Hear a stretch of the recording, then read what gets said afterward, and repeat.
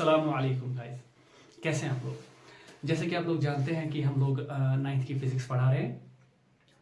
अब बहुत सारे स्टूडेंट्स से ये रिक्वेस्ट आई कि आप 10th का मैथमेटिक्स भी स्टार्ट करें। तो आज से हम इंशाल्लाह कोशिश करेंगे 10th का मैथमेटिक्स पढ़ने की और पढ़ाने की, ठीक है। ओके, तो जो आपका 10th का मैथमेटिक्स है उसमें आपका पहला चैप्टर जो है वो है रियल नंबर्स, ठीक है। रियल नंबर्स में आप खुद से ये सवाल करें कि रियल नंबर्स में आप क्या जानते हैं, ठीक है। रियल नंबर्स किसे कहते हैं, लेकिन उससे पहले जो आपने पहले पढ़ा हुआ है कि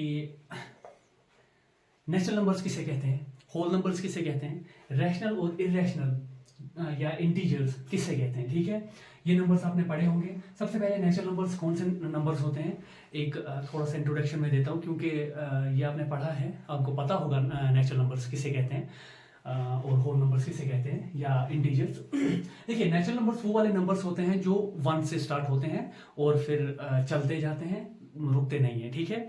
कहाँ तक जाते हैं, इन्फिनिटी तक जाते हैं, ठीक है। 1 से स्टार्ट होते हैं, लेकिन 1 2 3 4 5 6 ऐसे ही अप टू इन्फिनिटी। वैसे ही होल नंबर्स होते हैं। होल नंबर्स और नेचुरल नंबर्स में डिफरेंस सिर्फ इतना है कि जो नेचुरल नंबर्स हैं वो 1 से स्टार्ट होते हैं और जो होल नंबर्स हैं वो 0 से स्टार्ट होते हैं। कहाँ से, 0 से स्टार्ट होते हैं। 0 1 2 3 और फिर चलते रहते हैं, ठीक है। ये होल नंबर्स कहलाते हैं। तो यहां से हम क्या कह सकते हैं, होल नंबर्स में क्या क्या आता है, एक तो 0 आता है, ठीक है, और सब के सब नेचुरल नंबर्स, ठीक है। यानी कि नेचुरल नंबर्स, सारे नेचुरल नंबर्स होल नंबर्स में आते हैं, ठीक है।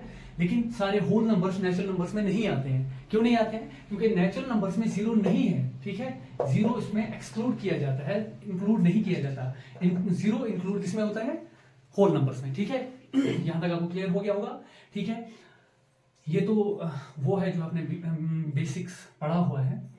अब आप ये बोलिए मुझे कि इंटीजर्स किसे कहते हैं, जो कि आपको चाहिए यहां पे, ठीक है। इंटीजर्स, व्हाट आर इंटीजर्स, ठीक है। इंटीजर्स में सब वो नंबर्स आते हैं जो कि, देखिए ऐसे, देखिए आप एग्जांपल ऐसे दिखा दूं मैं। सब वो वाले नंबर्स जिनमें नेगेटिव साइन होता है, ठीक है, 0 भी होता है और उसमें सब नेचुरल नंबर्स भी आते हैं, ठीक है। देखो ये वाले नंबर्स, ठीक है, डिसिमल्स के बगैर, डिसिमल्स मतलब होता है पॉइंट वाले नंबर्स, जैसे 1.1 3.1, ये पॉइंट वाले नंबर्स, या ऐसे फ्रैक्शन में जो होते हैं जैसे कि 6/7, ठीक है, ऐसे नंबर्स जो हैं वो इंटीजर्स में नहीं आते हैं। इंटीजर्स में क्या आता है, इंटीजर्स में एक्चुअली ये वाले नंबर्स ऐसे, जैसे कि नेचुरल नंबर्स की बात अगर हम करें, सब के सब नेचुरल नंबर्स आएंगे, ठीक है। इंक्लूड होगा 0, यानी कि सब होल नंबर्स भी आते हैं। और फिर जो भी ये नेचुरल नंबर्स, यही वाले नेचुरल नंबर्स हैं, लेकिन इनका साइन क्या हो जाएगा, रिवर्स हो जाता है, ठीक है। ये नेचुरल नंबर्स कहलाते हैं जो कि विदाउट माइनस साइन होते हैं, ठीक है। 1 2 3 4 वो नेचुरल नंबर्स कहलाते हैं, लेकिन ये नेचुरल नंबर्स नहीं कहलाते, ठीक है। जिसमें नेगेटिव साइन हो, माइनस साइन हो, वो नेचुरल नंबर्स नहीं कहलाते हैं, ठीक है। लेकिन ऐसे नंबर्स जहां पे हम क्या करते हैं कि जैसे यहाँ पे 1 लिखा हुआ है, यहाँ पे भी 1 है, बस फर्क इतना है कि यहाँ पे माइनस का साइन है, यहाँ प्लस साइन है, यहाँ माइनस है, ठीक है। यहाँ पे +2 है, -2, +3 -3, ऐसे वो सब नंबर्स जिनमें प्लस साइन वाले नंबर्स भी हों, ठीक है, माइनस साइन वाले नंबर्स भी हों, इंक्लूडिंग 0 को लेकर, उसे हम इंटीजर्स, उन सब नंबर्स को हम इंटीजर्स कहते हैं। यहां से आप एक और चीज कंक्लूड कर सकते हैं, वो ये कि देखिए यहाँ पे ये 0 और फिर सब के सब ये वाले नंबर्स, कौन से वाले, जैसे कि नेचुरल नंबर्स, ये इसमें आते हैं। इसका मतलब हम कह सकते हैं कि इंटीजर्स में होल नंबर्स भी आते हैं, ठीक है, होल नंबर्स भी आते हैं, ठीक है। इसमें से हम ये कह सकते हैं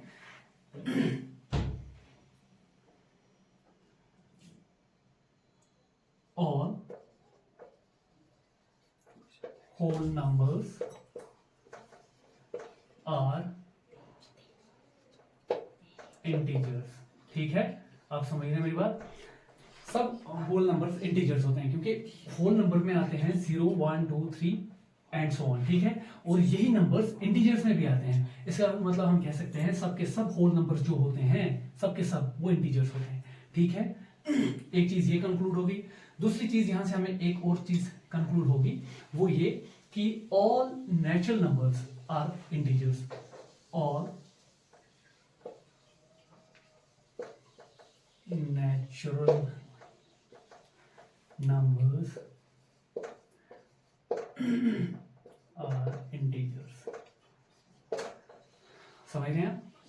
सबके सब नेचुरल नंबर्स इंटीजर्स होंगे, ठीक है। और क्या है समझ आप क्या देख सकते हैं उसमें, ठीक है। ये थे इंटीजर्स, ठीक है। अब इसमें हमें देखना है रियल नंबर्स के बारे में, ठीक है।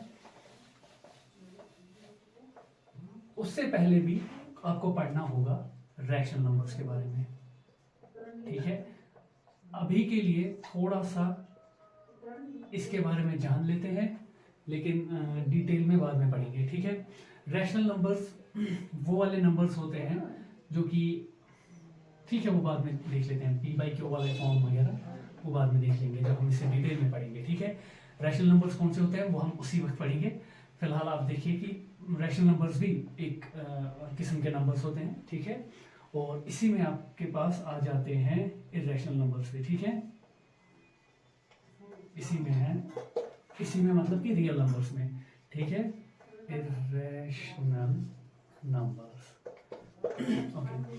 तो जो रियल नंबर्स होते हैं, रियल नंबर्स असल में क्या होते हैं? रियल नंबर्स होते हैं combination of rational and irrational. क्या होते हैं? कॉम्बिनेशन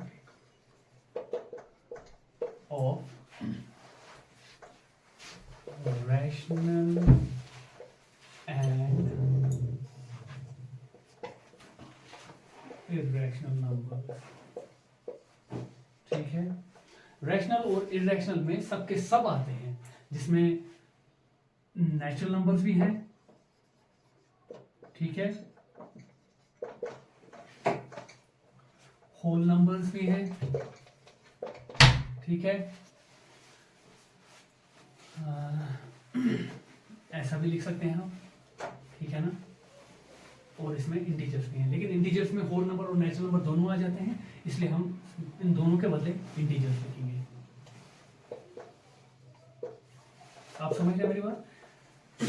जो नेचुरल नंबर्स होते हैं वो 1 से स्टार्ट होते हैं, ठीक है।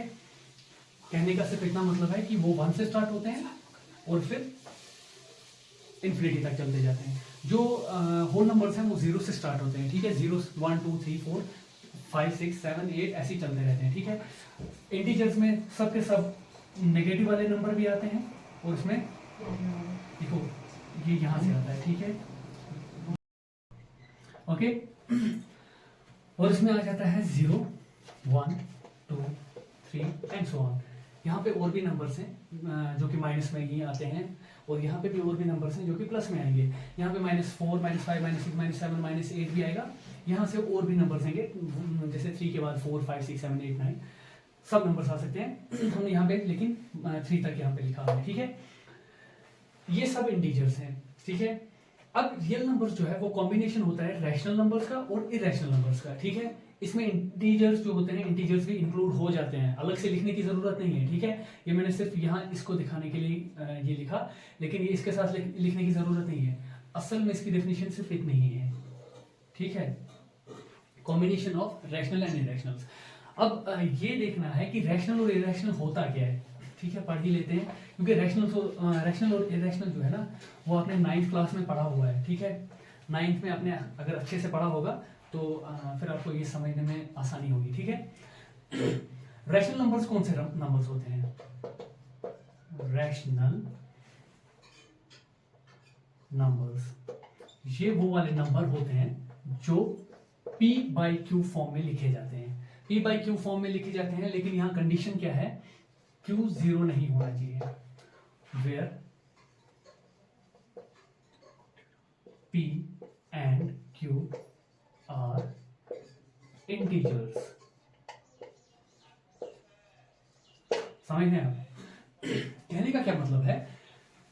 सब वो वाले नंबर्स जो कि ऐसे फ्रैक्शन में लिखे जाएं, फ्रैक्शन का मतलब है कि बीच में डिवाइड हो, ठीक है, दो नंबर्स को डिवाइड किया जाए, उसे ऐसे लिखने को फ्रैक्शन में लिखना कहते हैं, ठीक है।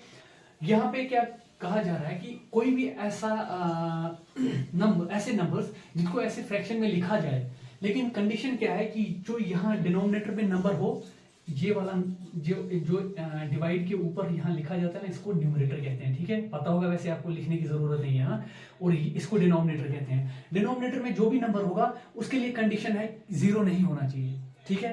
पी और क्यू इंटीजर्स हैं, ठीक है, पी और क्यू इंटीजर्स हैं यहाँ पे, लेकिन क्यू के लिए अलग से एक कंडीशन दी गई है कि जीरो के बराबर नहीं है। मैंने आपसे कहा कि इंटीजर्स में वो सब नंबर आते हैं, जैसे कि -3, -2, -1 इंक्लूडिंग जीरो, जीरो लेकर, ठीक है, आप समझ रहे हैं, जीरो लेकर इसमें हमें ये लिखना है, ठीक है, जीरो लेकर इंटीजर्स में ये सब आते हैं। लेकिन अब हम यहाँ पे कह रहे हैं कि P and Q R integers, कह रहे हैं ना हम कि ये इंटीजर्स हैं, इसका मतलब है पी इनमें से कोई भी वैल्यू ले सकता है और क्यू भी इनमें से कोई भी वैल्यू ले सकता है क्योंकि इंटीजर्स है। लेकिन हम चाहते हैं कि क्यू जीरो ना हो, इसीलिए हमें अलग से मेंशन करना पड़ा कि Q is not equal to zero, Q zero नहीं है, क्योंकि अगर हम इंटीजर्स कहेंगे तो क्यू जीरो होना है, क्यू को जीरो का वैल्यू देना पड़ेगा हमें। लेकिन हम जो यहाँ पे एक कंडीशन लगाते हैं कि क्यू जीरो के बराबर नहीं है, तो ये इंटीजर हो, क्यू जो है उसका इंटीजर होना यहाँ पे जरूरी है, लेकिन जीरो नहीं होगा, वो इस कंडीशन की वजह से, ठीक है। अब इस चीज का मतलब क्या है, मतलब इस चीज का ये है कि इनमें से p का कोई भी वैल्यू ले लो, इंटीजर्स, ठीक है, इंटीजर्स जो है, इंटीजर में से p का कोई भी वैल्यू ले लो, जैसे कि आप सिलेक्ट करेंगे -3, आपने चूज किया -3, ठीक। इसको लिखना कैसे है, फ्रैक्शन में, यहाँ पे डिवाइड, p की जगह -3 लिखा क्योंकि मैंने p -3 के बराबर चूज किया, ठीक है, जैसे कि ये है -3 के बराबर, क्योंकि क्वेश्चन में इसमें ये असल में डिफिनीशन है रैशनल नंबर्स की, ठीक है, वो वाले नंबर्स, ठीक, जो p by q फॉर्म में हो, where q is not equal to 0, where p and q are integers, ठीक है, those numbers are called rational numbers, ठीक है। p का वैल्यू देखो -3 जो है ये एक इंटीजर है, तो ठीक है, ये सेटिस्फाई कर रहा है, हाँ p इंटीजर है, यहाँ पे कह भी रहा है डेफिनेशन में कि p इंटीजर होना चाहिए। अब बताओ q का वैल्यू क्या लोगे आप, कोई भी वैल्यू ले सकते हो, लेकिन जीरो नहीं लेना है, q आप जीरो के बराबर नहीं ले सकते हैं, ठीक है, डेफिनेशन के मुताबिक। क्यों नहीं ले सकते हैं, ये आंसर आप लोग फाइंड करने की कोशिश कीजिए और फिर इसका आंसर दीजिए, ठीक है। डिवाइड में क्यू जीरो क्यों नहीं ले सकते हैं, ठीक है, ओके। कोई भी इंटीजर अब ले लीजिए, लेकिन जीरो को छोड़कर, क्यू की जगह पे क्या लेंगे आप, जैसे कि कुछ भी ले लो, 10, ठीक है, ये वाला नंबर रैशनल कहलाता है, ठीक है, साइन से कोई इस पर फर्क नहीं पड़ता है, साइन से असर नहीं पड़ेगा इस पर, कुछ भी ले सकते हैं आप, 9/7, ठीक है, यहाँ पे प्लस साइन है, यहाँ माइनस साइन है, ये भी इंटीजर है, क्यों, क्योंकि यहाँ पे p बराबर है 9 के, p is equal to 9 and q is equal to 7। Condition q पर ये है कि ये जीरो नहीं होना चाहिए, 7 हो सकता है, ठीक है। अब ऐसा हो कभी 10 डिवाइडेड बाई 0, तो ये रैशनल है ही नहीं, this is not a rational number. क्यों नहीं है ये, बिकॉज यहाँ पे p ठीक है, p ने सेटिस्फाई किया, ये एक इंटीजर है, हाँ 10 इंटीजर्स में आता है, ठीक है, लेकिन यहाँ पे ठीक, ये भी ठीक है, क्यों, इंटीजर जीरो जो है यहाँ इंटीजर्स में आता है, इंटीजर्स में आता है, रैशनल की डेफिनेशन में नहीं आता है, Q is not equal to zero, ठीक है, डेफिनेशन में आता है, लेकिन इसके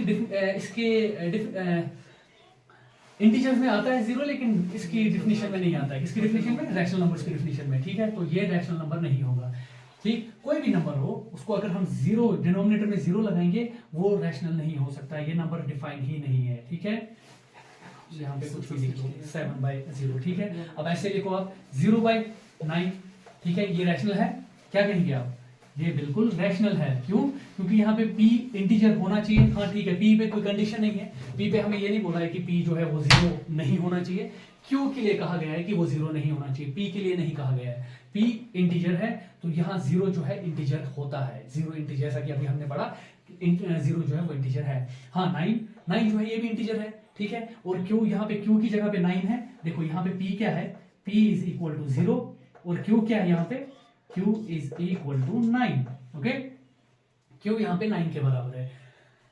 अब कंडीशन है कि q 0 ना हो, 9 हो सकता है, तो ये रैशनल नंबर है, ठीक है, ये है रैशनल नंबर्स। और वो वाले नंबर्स,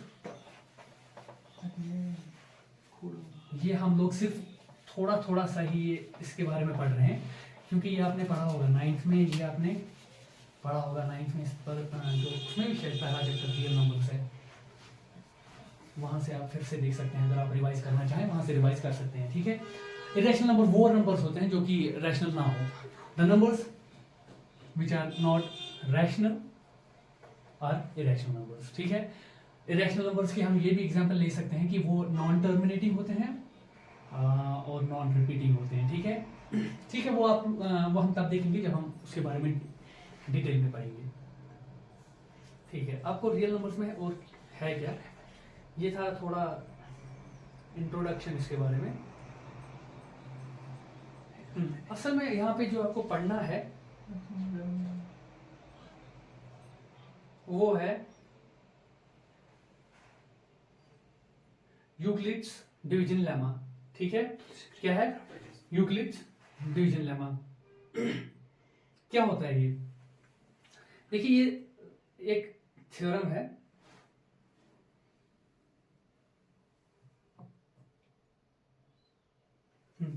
अगर आपके पास नंबर्स दिए होंगे, दो नंबर्स दिए होंगे, एक ए कोई नंबर होगा और आपके पास होगा बी, सच दैट, लेकिन है क्या कि ए जो है वो क्या होना चाहिए, ग्रेटर देन 0, 0 से बड़ा होना चाहिए, ठीक है। और बी जो है वो भी क्या होना चाहिए, 0 से बड़ा होना चाहिए। तो देखिए स्टेटमेंट आपको क्या कह रहा है, इसका कह रहा है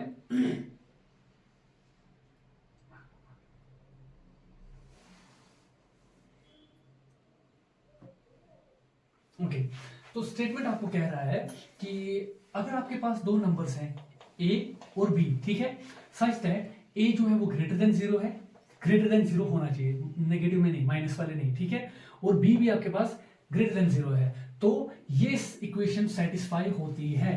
A is equal to B Q plus R, हमेशा ये इक्वेशन सेटिस्फाई होती है। ये आपको थ्योरम कह रही है, कौन सी वाली, यूक्लिड्स डिवीजन लेमा की थ्योरम, ठीक है। ये वाली कौन सी थ्योरम है, 1.1, ठीक है, आप देख सकते हैं बुक पर 1.1। क्या कह रहा है कि आपके पास दो नंबर्स हैं, लेकिन नंबर्स कौन से हैं, ग्रेटर देन 0, ठीक है, वो नंबर्स ग्रेटर देन 0 होने चाहिए, 1 2 3 4 5 इनमें से कोई भी, ठीक है, ये नंबर्स होने चाहिए। ए और बी पे ये कंडीशन है कि ये ग्रेटर देन 0 होना चाहिए, तो हम ए को लिख सकते हैं कि वो बराबर होगा B times some integer Q plus R, और यहाँ पे आर भी जो है ये एक इंटीजर है, यहाँ पे आप ऐसे लिख सकते हैं वेयर क्यू एंड आर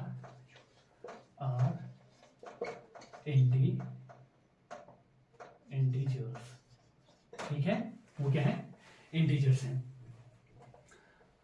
जो आर पे कंडीशन है, यहाँ पे क्या है, यहाँ पे ये भी लिखना है आपको, सच दैट